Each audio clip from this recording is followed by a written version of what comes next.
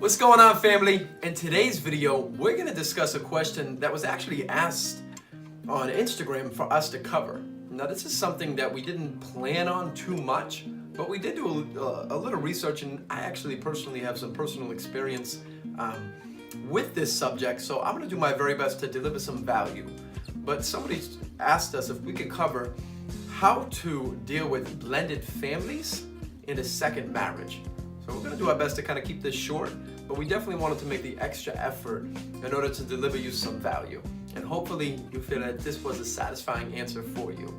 And just so you guys know, for all of you guys that really write into us and say, hey, you know, I'm dealing with this, or I have a subject, or I have a family member or a friend, or hey, could you guys cover this, or whatever the case may be, my wife and I just want to let you know we truly appreciate you guys putting your trust in us in order to satisfy your needs of whatever you're going through in your life, or whatever your friends or family or somebody you know is going through. And maybe we deliver the value you're looking for, maybe not.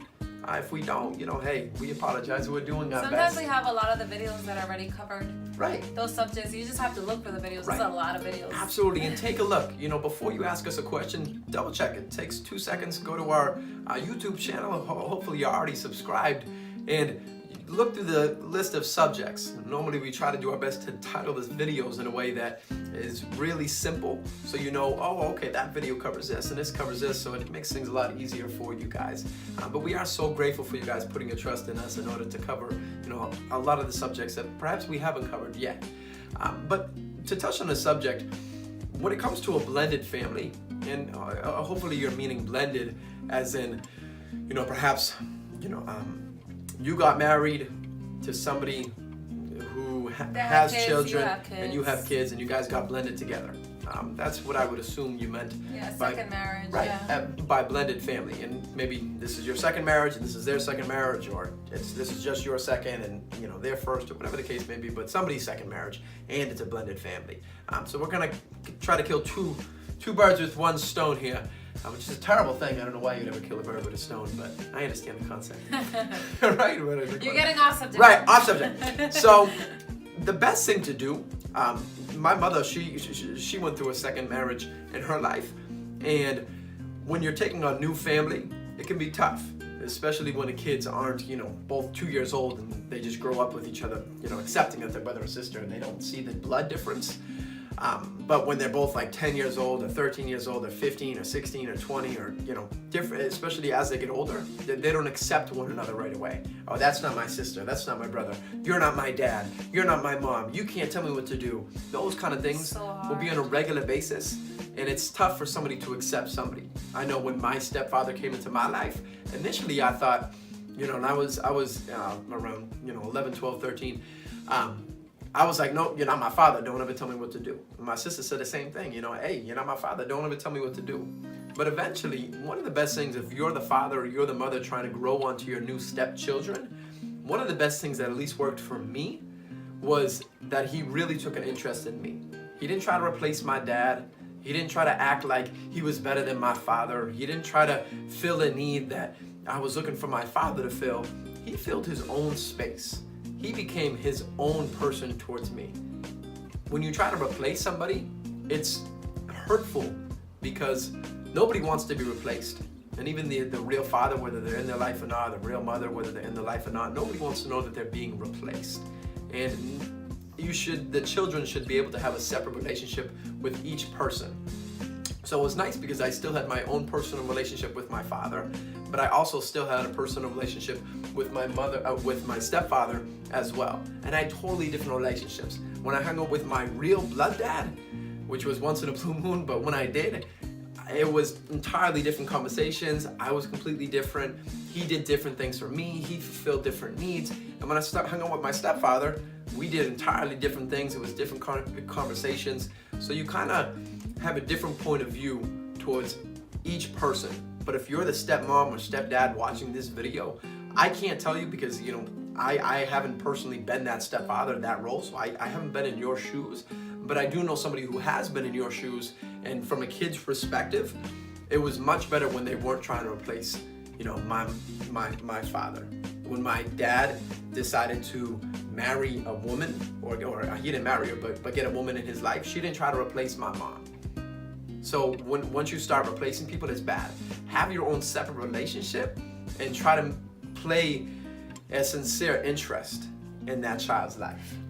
It won't be easy because I personally never gone through that. I kind of did, but my mom never married this person. But from my uncles, I seen their experience. Right. My uncle had 6 kids. Yep. And his wife now, she had 1 daughter. Yep. And it wasn't his daughter. Yep. And then they had a kid together. Yep. So my uncle's kids had a lot of resentment towards him. Right. And they didn't like their daughter, and they didn't get along. And then, you know, my old aunt, his ex-wife, she would talk bad about his new wife. Right. So that's another thing that you have issues and within the family, that sometimes you're trying. It's not that you're doing something wrong, but maybe the spouse, the ex-spouse of that person talks bad about you. Right. So it's hard. Oh, she's not your mother. Don't let her tell you what to do. And, you know, you do everything wrong in her house, so she knows, you know? Right. Like, and it's hard. Right. Perhaps the husband from your first marriage is just, you know, depending on who's watching, but like my wife's saying, just to make it clearer, perhaps the husband of your first marriage is telling his children, hey, don't listen to this guy that your mom married. You know, he's just trying to replace me. He's not nobody. And perhaps they're trying to negatively influence the children. And it happens a lot. It's sad, but it happens a lot. Mother's trying to do that to the father, or vice versa. Because they feel like they're going to be replaced. Right. Don't ever, as the other person, as the step parent, don't ever try to replace anyone. Right. Just try to prove them wrong in your own way. Right. Say, you know what, I don't, if that was me, if I was that kid in that position, it's difficult. Right. They have to choose, who do I, you know, I really like that person, but my mom's telling me not to act right with her, and she's sweet. Like, it's hard. That's wrong on the other parent, trying to make a child choose. Right. Treat this person wrong, and I'm your mother. You know, it's wrong, and it happens. But you have to kind of win their love, and even the parent. You know, at the end of the day, sometimes parents get along. Like my uncle with his ex-wife and his new wife, they all get along now. It's weird. Like I was like, I don't know if I would be able to do it, but they get along now, and that's how you get along with the blended families. It's not easy. Right. It's not easy because they've been married for 15 years, and this is now. But they're witnesses, but it's not easy. But it can be done. It's gonna take a lot of patience, a lot of time. But if you really loved your spouse, you have to love their kids. Like that's a whole package. Love them as if they're your own. Yes. Whether they're 20, 18, 15, never 5, 8, go and say. Never go and say, oh, your child, you know, he's terrible. Right. When you're talking about them, you're talking about him. That's his kids. Right. You know, they're your kids now. Right. Believe it or not, they're your kids, and you're also showing your kids, your kids that blended in with his kids, that you don't treat anyone else like that. And we're all a family, and we love each other. You know, these are your brothers, these are your sisters. They're your family. Those are people you rely. You know, when something is happening, that's your family. That's people you run to. So you have to set the example. It's not going to be easy, but it can be done. And if you love that person, you're going to do it. And it's going to work out somehow. Sometimes it doesn't, Sally, it doesn't. But at least you know from your heart, you tried. You did it for your spouse. And everything that I'm sharing with you is really from my personal experience, because I want you to know, if you're a stepfather or you're a stepmother to these children in this, you know, blended family, so to speak, the worst thing that you can ever do to a child, the worst thing you can ever do that will ruin your relationship for life, and hopefully you haven't already done it. If you have, you know, try to unfix it, is talk bad about their father, talk bad about their mother, their real father or their real mother. Because my stepfather, he would say, your father's worthless, he doesn't try to provide child support, he's a drug addict, he's a bad person. He would say this to me, he would say this to my sister, and that made us, you know, feel resentment towards him. Like, oh, I hate this guy, I don't want to be around him because he talks bad about my father. Because even though my dad, you know, was doing drugs and all this other stuff, like, I still have a soft spot for my father. Because at the end of the day, he's your father. He's my real father, right? Whether he was in my life or not, whether he was doing drugs or not, whether he was in jail or not, and most children will still have a soft spot for their blood father, for their blood mother, if they, have had some level in their life. So never talk bad about their real father or mother. And then the other thing is, don't try to replace them. These two things you stick by, I can promise you'll have more success, because once my stepfather stopped talking bad about my father, once I felt comfortably, oh no, this guy's not here to replace my dad. He's here to fill a different role. He's here to fulfill things that my real dad can't fulfill, like hanging out, watching a basketball game, like playing sports together, like watching a movie, like having real conversations about, girls or whatever the case may be, whatever I had going in my mind as a kid. It's separate conversations that I wouldn't have with my dad. It was just a different relationship. And I would say the biggest thing is definitely try to make peace with your husband's ex-wife, with your wife's ex-husband. And that's a tough thing to do, but let them know, make it clear. Hey, look, I'm not trying to replace you in any way, shape, or form. I'm not trying to be the new father to your children. And it may not I'm not trying to be the new mother to your children. But when you step up and you be man up and woman up and you put yourself in that position and make them clear, they're not going to go run their mouth talking bad about you, saying, hey, don't you listen to this new replacement, blah, blah, blah. It's going to keep the peace in the family. And then just real quick, 10 seconds, son. The second part on how to, survive a second marriage. Don't bring up, don't, even just without the kids, when it comes to your second spouse, don't talk about your first marriage. Don't compare your spouse to your ex-spouse.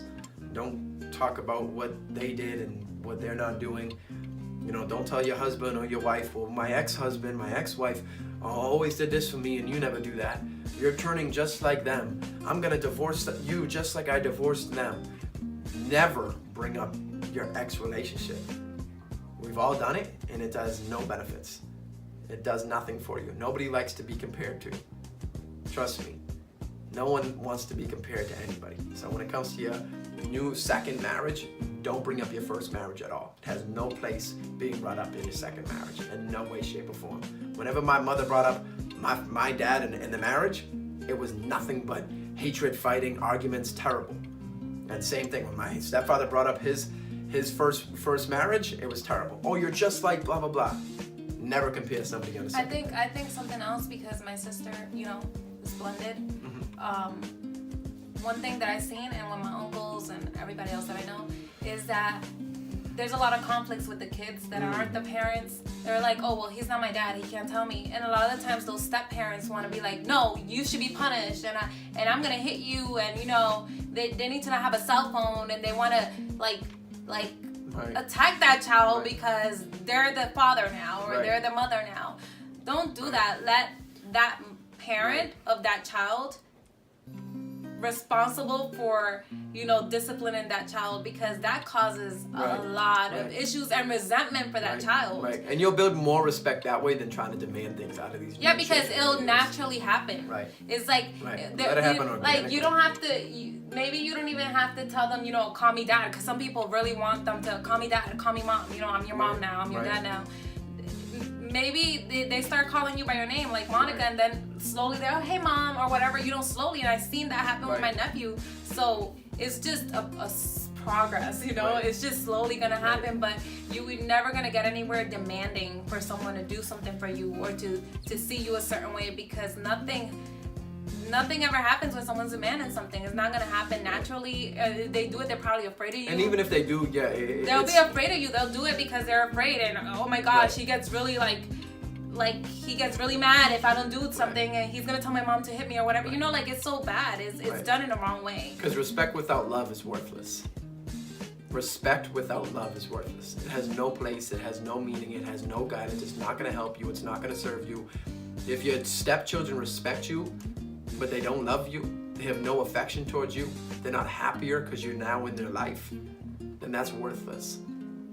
And it's gonna affect, you might think it won't, but it's gonna affect your relationship with your spouse, and it's gonna come back. They're gonna go up to their real mother or their real dad and say, hey, why'd you marry this person? Why are you with them? You need to leave them. I hate them. I don't want to be here. They're not my mom. They're not my dad. And as soon as I turn 18, that conversation's I'm gone. gonna spiral. It's not about, oh, I just want to be buddy-buddy. about trying to be their friend, but you want to come across like you are their friend, and then eventually become their friend, and then you'll earn that respect. Don't try to replace anybody. Show them the love. And to close off the video, one of the biggest things that will literally be a game changer in the second marriage or whatever, is trade your expectations for appreciations. So stop expecting so much out of your spouse. Stop expecting so much out of your new children, the new family that you're now blended with. Start appreciating every little thing that they're doing for you. Hey man, they just came to me for advice. And one thing, these kids didn't ask for this. Right. This is something you decided with Right. your spouse now. Right. So they didn't ask They're to be forced put. into this. They Right. weren't asked to be put in that situation. So Yeah. you have to be the grown up and just, don't be resented towards those kids. They didn't ask Yeah. for it. They were just brought there and they were blended Yeah. without wanting to do it. So now they have to learn to live with that, and you do too. But you did this on your own, so it's something that you have to work on. If you really love that person, it's not gonna be easy, but it could be done. Right, 100%. So just to recap on the video, biggest thing: trade your expectations for appreciations.